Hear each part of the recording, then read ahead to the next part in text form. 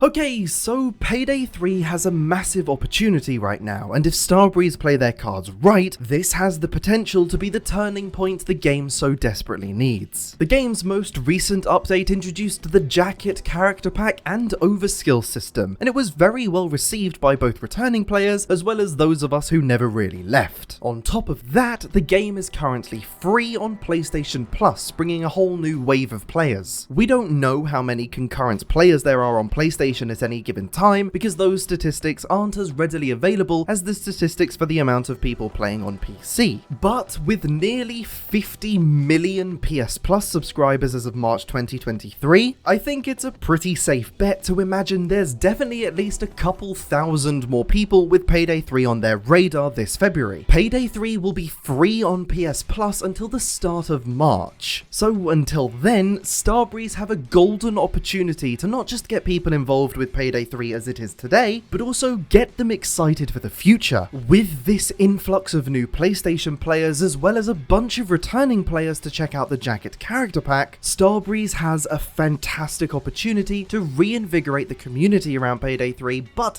only if they act fast. So why does any of this matter? The fact the game is free on PlayStation for an entire month means that there will be a lot more eyes on the franchise for the next few weeks. And on top of that, those are the eyes of console players for whom the previous heisting experience of Payday 2 isn't nearly as developed as that game is over on PC. For a lot of the console players out there, the catastrophic launch of Payday 3 wasn't met with the same attitude of, no thanks, I'm going back to Payday 2, that we saw amongst a lot of the PC community, because that simply wasn't as appealing of an option for us. This really is the rare chance for the game to regain some momentum, but how exactly should Starbreeze go about doing that? The simplest way would be to confirm or at least tease some of the content we can expect in the next update. Maybe even give us a hint as to when we might see that next update. If you've been around the Payday 3 community even just for a couple of months, you're likely familiar with the Armor 2.0 system that Almir has suggested will be releasing this quarter. If that really is going to be coming in the next update, it's certainly worth revisiting now so that both new and returning players are very aware that it's just around the corner. We also haven't received any details about the Skills Rework mentioned briefly at the end of 2024. That is a major pain point that new players are likely discovering right now, so letting them know that that is something being worked on sounds like a fantastic idea. There is of course also the offline mode that should be mentioned sooner rather than later. We haven't heard anything about that in months, so that is something that could be mentioned that satisfies new players, returning players, and current players. Though I have said recently on stream that I wouldn't get your hopes up for an offline mode. Honestly, I wouldn't be surprised at this point if we never get one. I really can't think of any other reason why it hasn't been mentioned since Operation Medic Bag. It's not like the community have been quiet about it. It's something we want. Starbreeze, I'm sure, know that it's something we want, but their silence speaks volumes. This obviously isn't confirmed, but personally, I don't think we're getting one anytime soon,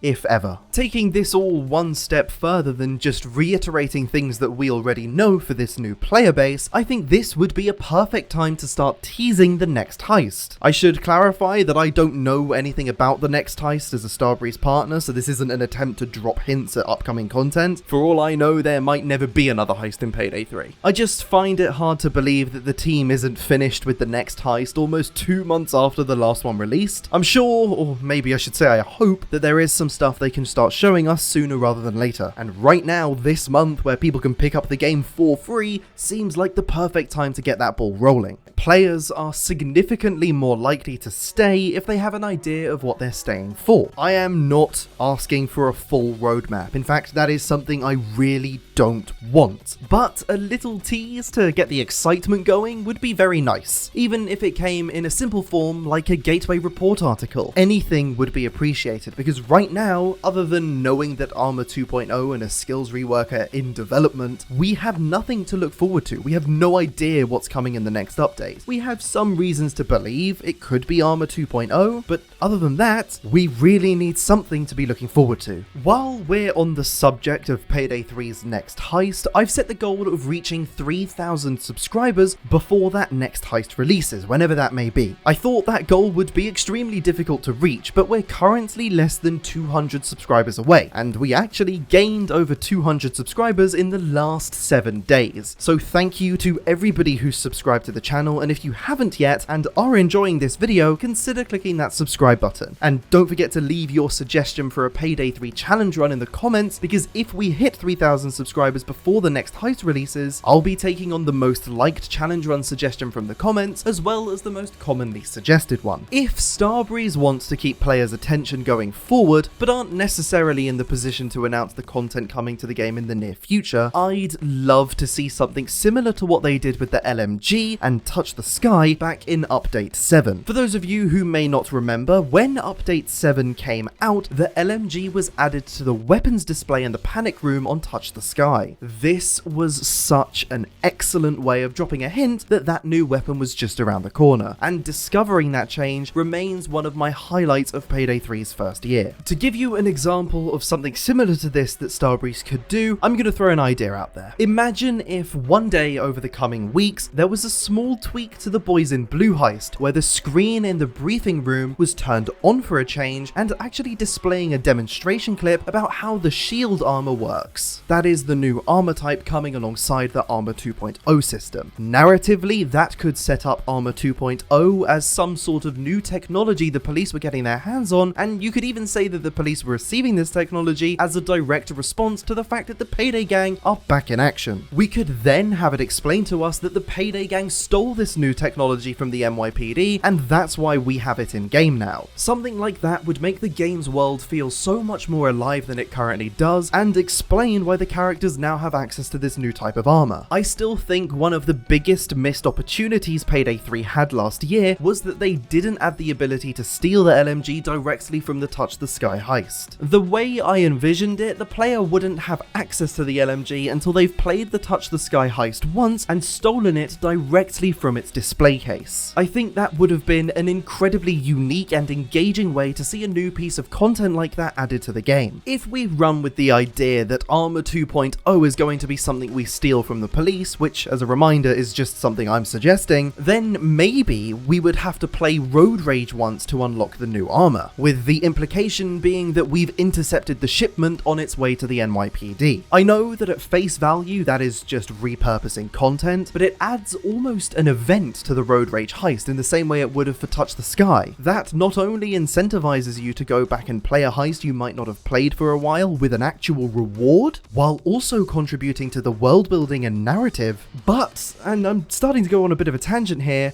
these are all things I really feel Payday 3 should be doing, especially if it wants to refer to itself as a live service game. I am working on another video all about this topic at the moment, so for now, let's get back on track and talk about another opportunity Payday 3 has that I just think it would be a shame to see passed up. And this one revolves around Don't Be a Hero, the in-browser minigame that was set up as part of the jacket reveal. We needed to hit a certain milestone, and when we did that, the trailer was unlocked. This game can now be played from the Dragonfiles website, but of course can also be played from the original site as well. I think this game, whilst simple, is a perfect starting point for its own little standalone experience. Stick a basic customization system in there and throw in some unlockable outfits for reaching certain milestones of total score, then maybe chuck in another level or two, and I think that's a pretty cool standalone experience. I would certainly pay a couple of pounds for it on Steam, but that's not the opportunity that I think the team might be missing here. Something that you simply can't avoid with Payday 3 is spending time in the menus. Whether you're deciding what heist to play with your group, waiting for a friend to join you or change their loadout, or perhaps you're just waiting to find a match, you will spend time on the menu just waiting. For whatever reason that is, it's unavoidable. I'm sure you can see where I'm going with this, but I would love to see Don't Be a Hero playable from the Payday 3 menu. I don't know how hard it is to add something like this into the game, but I really think it should be in there. It's really obvious that a lot of effort went into it, and as I said a moment ago, the minigame could so easily be expanded upon. Not to mention, if it was an in-game thing as opposed to a standalone experience you'd play separately, you could even tie in things like cash, XP, or C-stack incentives for engaging with it. I know I would certainly put some time in it even if there wasn't any reward, but it would be pretty nice if I could earn 100 C-stacks per day or 100,000 cash every 4 hours or something like that. I would just really hate to see the Don't Be a Hero minigame become something that is completely forgotten about. It's certainly fun to play, that that was made clear by how quickly we beat the milestone to unlock the jacket trailer, and by having it accessible from directly within the game, it's gonna reach so many more players. If you would like to hear all of my suggestions for how the Don't Be a Hero minigame could be expanded upon in a separate video, or if you have any suggestions of your own, let me know in the comments section down below because I have quite a few. But this video isn't about the Don't Be a Hero minigame. This video is almost a direct message to Starbreeze, and that message is a simple one. Through Jacket and this PS Plus deal, you've got a lot more eyes on Payday 3 right now. You've got everything lined up for this to be the beginning of the Payday 3 revival. The question is, what are you going to do next? These opportunities don't come around all that often, so I'd think carefully before doing anything, but then again, the clock is ticking. Let me know if you're playing Payday 3 for the first time as a new PlayStation Plus subscriber. I've seen a fair few comments on my previous videos from people who are picking up the game recently because of this deal, and if you're currently on the fence about picking up the game, whether you're on PlayStation or any other platform for that matter, you can click the video on screen now to hear my thoughts about whether or not Payday 3 is a game worth paying attention to in 2025.